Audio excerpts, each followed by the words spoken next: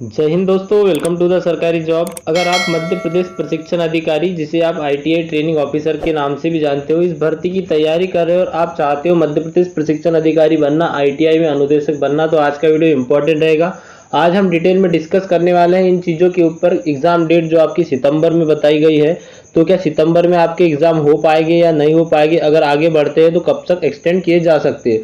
उसके साथ साथ आपकी सीटों की जो संख्या रहेगी वो क्या रहेगी, इसके ऊपर भी हम डिटेल में डिस्कस करेंगे। उसके साथ साथ सीपीसीटी की अनिवार्यता क्या है। देखिए, सीपीसीटी के ऊपर संशय बना हुआ है कई लोगों को, तो उसके बारे में भी आज आपको फाइनली पता लग जाएगा कि सीपीसीटी क्या है। उसके साथ साथ जो है डॉक्यूमेंट्स के बारे में बात कर लेंगे कि अप्लाई करने के लिए आपको किन किन डॉक्यूमेंट्स की आवश्यकता होगी, किन किन डॉक्यूमेंट्स की अप्लाई करने के लिए आवश्यकता होती है, जो आप पहले से बना कर रख दो।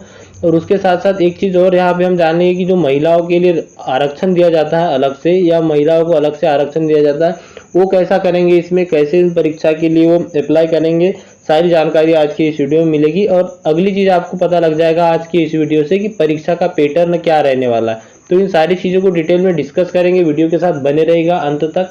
देखिए, मैं आपको बता दूं, जो आपका एक्सपेक्टेशन एग्जाम डेट है वह आपको पीबी की ऑफिशियल वेबसाइट पर सितंबर में बताया गया है। इससे पहले अगस्त में 2 एग्जाम होने वाले हैं। चलिए मैं आपको आपकी जो ऑफिशियल वेबसाइट है, जिसको आप पीबी की ऑफिशियल वेबसाइट या व्यापम की ऑफिशियल वेबसाइट कहते हैं, उसी के ऊपर लेके चलता हूँ। देखिए, अभी आप पीबी की ऑफिशियल वेबसाइट पर हो और यहाँ पर आप जैसे ही नीचे जाओगे, स्क्रॉल डाउन करते हो, तो यहाँ पर आपको दिखेगा 2 नंबर पे, आप यहाँ पर देख सकते हो क्या लिखा हुआ है, कौशल विकास संचालनालय। यहाँ पर आप देख सकते हो जो आपका आईटीआई ट्रेनिंग ऑफिसर होता है, उसकी जो एग्जाम डेट बताई गई है, यहाँ पर उसकी एग्जाम डेट बताई गई है। जो आपका टेंटेटिव एग्जाम डेट है वो सितंबर बताई गई है। इससे पहले अगस्त में कोई भी एग्जाम नहीं होंगे। अगस्त में ओनली 2 एग्जाम होंगे। कौन कौन से एग्जाम होंगे यहाँ पर आप देख सकते हो। अगस्त माह के अंदर आपके 2 एग्जाम होने वाले हैं, जिसमें आप यहाँ पर देख सकते हो एक एग्जाम आपका 6 और 7 तारीख को है, जो कि जिला वरिष्ठ उद्यान विकास अधिकारी का है। उसके साथ साथ यहाँ पर नीचे आप देख सकते हैं समूह 3 उपयंत्री मानचित्रकार समयपाल एवं संपर्क पदों का जो विज्ञापन निकाला गया था, उसका जो बताया गया है वह आपको बताया गया 21 अगस्त को। तो अगस्त के पहले तो आपका कोई भी एग्जाम नहीं होने वाला है। उसके बाद में जैसे ही आप नीचे वाले शेड्यूल में जाते हो, तो यहाँ पर आपको देखने को मिलेगा, यहाँ पर आपको क्या देखने को मिलेगा, सबसे फर्स्ट नंबर पे आप यहाँ पर देख सकते हो। यहाँ पर सबसे फर्स्ट नंबर पे जो सहायक ग्रेड 3 होती है, स्टेनोपिस वाले, जो आपके स्टेनोग्राफर, डाटा एंट्री ऑपरेटर, अन्य पदों की हेतु भर्ती थी, उसका एग्जाम बताया गया है सितंबर में। और उसी के जस्ट नीचे आपको कौशल विकास संचालनालय के अंतर्गत प्रशिक्षण अधिकारी की पदों हेतु भर्ती परीक्षा बताई गई है, और इसका भी एग्जाम डेट जो आपको सितंबर में बताया गया है। लेकिन अभी तक आपका जो है अप्लाई करने का लिंक या रूल बुक अभी तक जारी नहीं किया गया है। यहाँ पर आप ऑफिशियल वेबसाइट पर जैसे ही क्लिक करोगे, तो यहाँ पर आप देख सकते हो कोई भी रूल बुक आपको देखने को नहीं मिलेगा।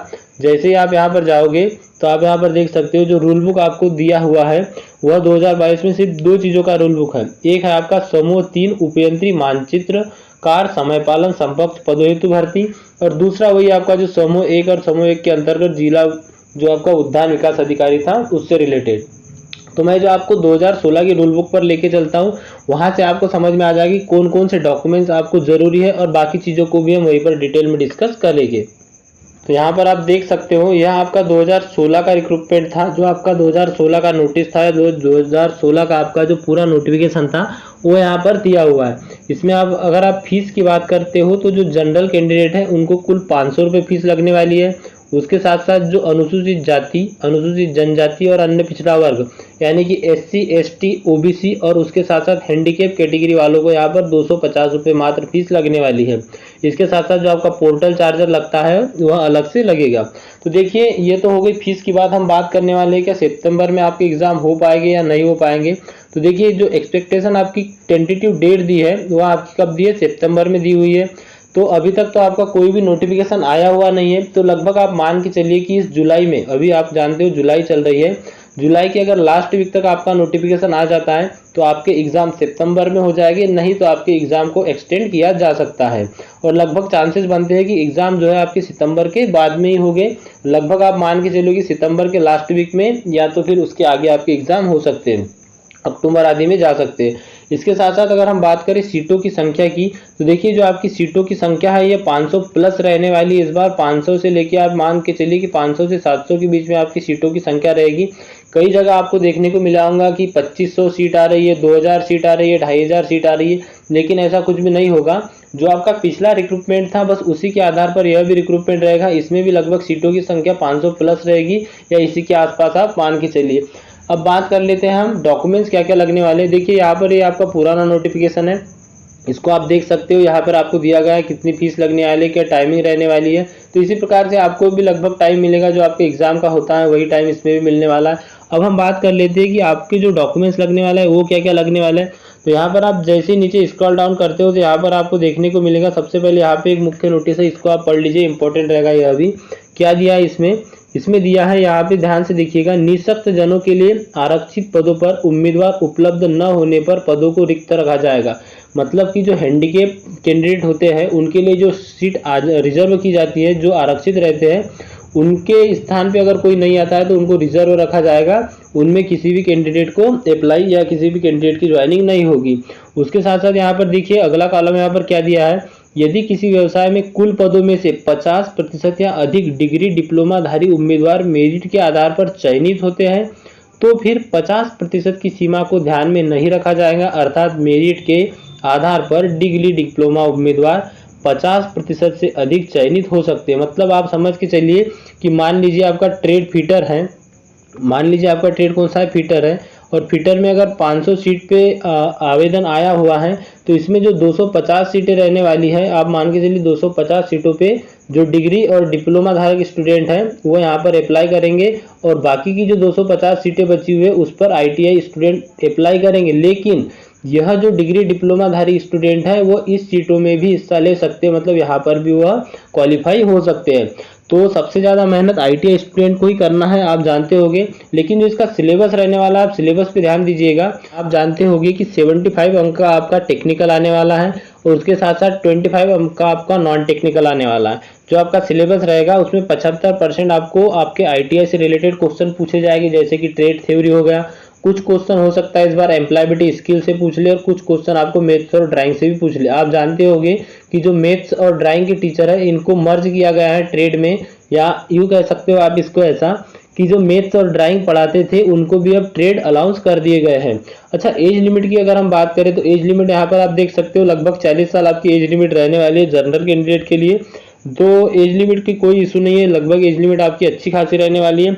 आगे बात कर लेते हैं हम ओरिजिनल जो डॉक्यूमेंट्स आपको अप्लाई करने के लिए लगेंगे वह कौन कौन से लगेंगे, और उसके साथ साथ इसमें जो और भी इंस्ट्रक्शन दिए हुए थे इसी आधार पे आपकी अभी जो आने वाली वैकेंसी है उसका भी चयन होगा। तो आपके लिए ध्यान में रखने वाली बात है, देखिए ऑनलाइन आवेदन भरे जाने की तिथि एवं अन्य जानकारी हेतु प्रोफेशनल एग्जामिनेशन बोर्ड की नियम और शर्तें यहाँ पर दी हुई है। देखिए अगर हम बात करें शैक्षणिक योग्यता की तो यहाँ पर आप देख सकते हो शैक्षणिक योग्यता में आपको बताया हुआ है तकनीकी योग्यता, मतलब कि अगर आपने ITI कर रखा है, BE कर रखा है, BTech कर रखा है या उसके साथ साथ आपने डिप्लोमा कर रखा है तो उसका सर्टिफिकेट आपके पास, डिग्री आपके पास होना चाहिए। इसके साथ साथ आपका कास्ट सर्टिफिकेट यानी कि जाति प्रमाण पत्र होना चाहिए, मूल निवास प्रमाण पत्र होना चाहिए, उसके साथ साथ समक्ष अधिकारी द्वारा निर्धारित पत्र पर दिया हुआ है। तो इसके साथ साथ आपको जो मार्कशीट लगना है वो तो लगेंगी, जैसे आपकी 10th की मार्कशीट हो गया। उसके साथ साथ आप जानते हो कि MP में जो भी वैकेंसी आती है उसके लिए एक प्रोफाइल पंजीयन बनता है जो कि ऑनलाइन ही बनता है, जिसमें आपका सारा क्वालिफिकेशन डिटेल आदि होती है। तो आपको प्रोफाइल पंजीयन भी लगेगा, वो भी ध्यान में रखिएगा कि प्रोफाइल पंजीयन अगर आपका अभी तक नहीं बना है तो जरूर से बनवा लीजिए, ऑनलाइन बन जाएगा वो। प्लस उसके साथ में आपको लगेगा रोजगार पंजीयन। तो रोजगार पंजीयन भी जिनका नहीं है या जिनका रोजगार पंजीयन निरस्त हो चुका है, आप जानते होंगे कि 3 साल के बाद या 3 साल में अपडेट करना पड़ता है रोजगार पंजीयन। अगर अपडेट नहीं किया तो फिर नया बनाना पड़ता है। तो रोजगार पंजीयन भी कंफर्म करवा लीजिए, रोजगार पंजीयन में आपकी जो डेट दी हुई है वो है या नहीं, या तो आप उसको एक्सटेंड कर सकते हो। प्लस उसके साथ में आपको जो फोटो आदि लगना है वो तो लगेगी ही। अब एक चीज़ इसमें और आती है इसमें कि सिलेबस क्या रहने वाला है, तो सिलेबस को एक बार और ध्यान से समझ लीजिए। देखिए आपकी जो रहने वाली है 75 अंक की ट्रेड थ्योरी रहने वाली है अकॉर्डिंग टू 2016 का जो आपका एग्जाम हुआ था, और 25 अंक का आपका रहने वाला है जीके, GS मैथ्स रीजनिंग सब कुछ रहेगा। इसमें क्या क्या रहेगा, जीके रहेगा, उसके साथ साथ जनरल साइंस के भी कुछ क्वेश्चन देखने को मिल जाएंगे। इसके साथ साथ मैथ्स तो आपका कंपलसरी है, मैथ्स रहना ही है, उसके साथ साथ रीजनिंग रहना है। लेकिन पिछली बार क्या हुआ था कि MP GK के सर्वाधिक क्वेश्चन पूछे गए थे। कहाँ से क्वेश्चन पूछे गए थे पिछली बार, सबसे ज़्यादा क्वेश्चन आपके MP GK से पूछे गए थे, और उसके साथ साथ कुछ क्वेश्चन आपको करेंट के पूछ लिए गए थे। तो आपको यह टॉपिक भी छोड़ना नहीं है, करेंट और MP GK के टॉपिक को भी टच करते हुए चलना है। उसके साथ साथ अगर ट्रेड की बात करें तो मान लीजिए किसी का ट्रेड अगर फिटर है तो फिटर से आपको क्वेश्चन आएंगे। उसके साथ साथ अगर मान लीजिए किसी का ट्रेड आपका इलेक्ट्रीशियन है तो इलेक्ट्रीशियन से क्वेश्चन आएंगे। और अगर आप डिप्लोमा धारक हैं तो आप फिटर ट्रेड में भी अप्लाई कर सकते हो, जैसे अगर आपका मैकेनिक है तो टर्नर में अप्लाई कर सकते हो, उसके साथ साथ आप वेल्डर में अप्लाई कर सकते हो, मोटर मैकेनिक में अप्लाई कर सकते हो। वैसे इलेक्ट्रीशियन वाले इलेक्ट्रीशियन इलेक्ट्रॉनिक्स आदि में अप्लाई कर सकते हो। लेकिन सिलेबस जो रहने वाला है वह सेम आपका थ्योरी का रहने वाला है, मतलब जो ITI लेवल का सिलेबस होता है वो आपका 75 अंक का रहने वाला है। तो ये सबसे बड़ी अपॉर्चुनिटी होंगी उन स्टूडेंट के लिए जिन्होंने ITI कर रखा है और जिन्होंने ट्रेड में अच्छी खासी पकड़ बना के रखी है। आगे हम क्लासेस भी आपके लिए लेकर आएंगे। अभी आप मान के चलिए कि 3 से 4 दिन के बाद आपकी क्लासेस भी अवेलेबल हो जाएगी, जिसमें आपको ट्रेड थ्योरी के साथ साथ आपका जो MPGK होता है, आप जानते होंगे कि ट्रेड थ्योरी के बाद अगर सबसे ज़्यादा जो आपका सिलेक्शन लेने वाला टॉपिक है तो वो MPGK रहेगा, क्योंकि यह जो आपका स्टेट लेवल एग्जाम होता है MP का आपको जरूर से पूछा जाएगा। इस बार भी, पिछली बार भी पूछा गया था। पिछली बार लगभग 10 से 12 क्वेश्चन MPGK के पूछे गए थे। इस बार भी चांसेस बनते हैं कि कुछ क्वेश्चन MPGK के जरूर पूछेगा। हाँ, हो सकता है इसमें 1-2 क्वेश्चन इस बार हिंदी का दे दे, 2-3 क्वेश्चन इंग्लिश का दे दे, जो बेसिक आपका रहता है। लेकिन जो आपका ट्रेड है, ट्रेड तो आपका 75% आना ही है, 75% आपका ट्रेड आना ही है। उसके साथ साथ मैथ्स, रीजनिंग, GK GS भी आपको मॉडरेट लेवल की इसमें देखने को मिलेगी। तो आगे आपको क्लासेस भी देखने को मिलेगी। तो अभी जिन जिन डॉक्यूमेंट्स का हमने जिक्र किया था यहाँ पे आप जान सकते हो, वो डॉक्यूमेंट्स आप कंप्लीट कर लीजिए। आपका एग्जाम जो है सितंबर माह में लास्ट वीक में हो सकता है। अगर अभी आपका रूल बुक आ जाता है तो सितंबर माह में आपका एग्जाम हो सकता है, और नहीं भी हुआ सितंबर में तो आप मान के चलिए कि अक्टूबर माह में आपका एग्जाम होना डन है। तो आप अपनी तैयारी को और भी बेहतर कीजिए, जहाँ से भी आप पढ़ रहे हो, जिस भी बुक से पढ़ रहे हो। अच्छा, मैं बता दूं आपको, कई लोग कमेंट्स करते हैं कि सर कहाँ से पढ़े। पिछली बार का अगर आप एग्जाम पेपर देखना चाहते हो तो PB के ऑफिशियल वेबसाइट पर मिल जाएगा आपको। MPPB के ऑफिशियल वेबसाइट पर आपको पिछले बार का एग्जाम पेपर देखने को मिल जाएगा। आप उसको वॉच कर लीजिएगा, अच्छे से देख लीजिए, समझ लीजिए कहाँ से क्वेश्चन पूछे गए थे। जैसे मान लो अगर आपका ट्रेड फिटर है तो आप सभी जानते होंगे कि फिटर में आपको सेफ्टी से क्वेश्चन पूछा जाना है, उसके साथ साथ टूल से क्वेश्चन पूछा जाना है, उसके साथ साथ आपको लेथ से क्वेश्चन पूछा जाना है, लिमिट फिट टॉलरेंस से क्वेश्चन पूछा जाना है। तो ऐसे कुछ इंपॉर्टेंट टॉपिक है जो कॉमन क्वेश्चन इसमें से पूछे ही जाते हैं। ऐसे टॉपिक को आप पहले कवर कर लीजिएगा। उसके साथ साथ जैसे आपका लिमिट फिट टॉलरेंस होगा, यहाँ से कम कन्फर्म है 1 से 2 क्वेश्चन आपका हर एग्जाम में बनता है। तो ऐसे टॉपिक को आप जरूर से टच कीजिए, ऐसे टॉपिक को आपको छोड़ना नहीं है। इसके साथ साथ आपका बेसिक फिटिंग हो गया। तो ऐसे जितने भी आपके ट्रेड थ्योरी के टॉपिक है सारों को कवर कर लीजिए। हम ऐसी क्लासेस भी चलाएंगे, ट्रेड थ्योरी की भी क्लासेस आपको देखने को मिलेगी आगे से, और उसके साथ साथ जो आपका MPGK होता है उसकी भी क्लासेस देखने को मिलेगी। और हो सकता है इस बार एक्सपेक्टेशन के हिसाब से बता रहा हूँ कि आपको हिंदी के क्वेश्चन भी देखने को मिल सकते हैं, 1 या 2 आपको हिंदी का क्वेश्चन भी देखने को मिल सकता है। उसके साथ साथ हो सकता है इस बार इंग्लिश के क्वेश्चन भी आपको ला दें, तो इंग्लिश के क्वेश्चन भी आ सकते हैं। लेकिन सबसे बड़ा होता है आपका टॉपिक, वो होता है ट्रेड थ्योरी और उसके बाद MPGK। तो इस वीडियो में बस इतनी ही जानकारी थी। आप निश्चिंत रहिए, आपके एग्जाम जो है जरूर से होंगे।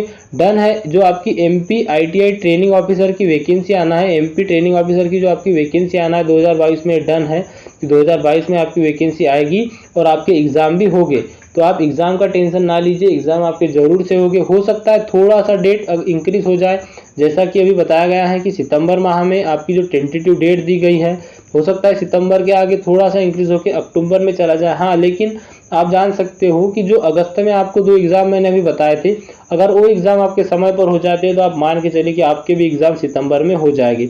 तो आपके पास बहुत कम समय बचा है, लगभग 2 माह का समय बचा है। आप अपनी तैयारी को और भी बेहतर कर सकते हो इन 2 माह में। तो आज की वीडियो में बस इतना ही। आगे आपको क्लासेस भी देखने को मिलेगी जो आपकी ITI ट्रेनिंग ऑफिसर है इससे रिलेटेड। तो वीडियो अगर आपको अच्छा लगा तो लाइक कीजिएगा, शेयर कीजिएगा और साथ ही साथ सब्सक्राइब जरूर कीजिएगा। तो मिलते हैं अगले वीडियो में, तब तक के लिए thank you and bye bye.